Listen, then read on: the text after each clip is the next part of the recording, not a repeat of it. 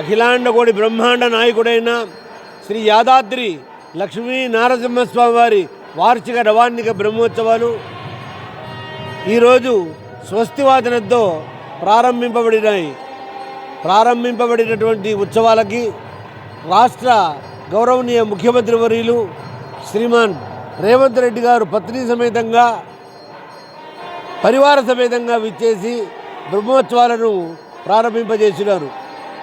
ఆలయంలో విశ్వక్సేన పూజ, పుణ్యాహవాచనము, రక్షాబంధనము, మంత్రపుష్ప నీరాజనాలతో వైదిక కార్యక్రమాలు ముగిశాయి.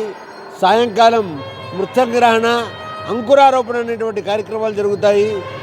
ఈ బ్రహ్మోత్సవాలు వేద పురాణ ఇతిహాస పారాయణాలు, మూలమంత్ర మూర్తిమంత్ర జపాలు ఇవన్నీ కూడా ప్రత్యేకంగా ఆహ్వానింపబడినటువంటి 108 మంది ఋత్వికుల ద్వారా ఉత్సవ సంస్కారం చేయడం జరుగుతుంది. స్వామివారికి స్వాహాకార సుధాకరం అనేటువంటి యజ్ఞ వైదుష్యం, సంగీత సాహిత్య ధార్మిక నృత్య కళా కోవిద వైదుష్యం, అలంకార వైదుష్యం, ఇలా అనేక మహావైదుష్య వైభవాలకు ఈరోజు ప్రారంభం జరిగింది.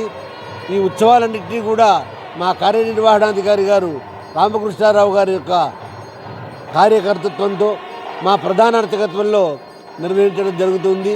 భక్తులందరికీ స్వాగతం, సుస్వాగతం, స్వస్తి.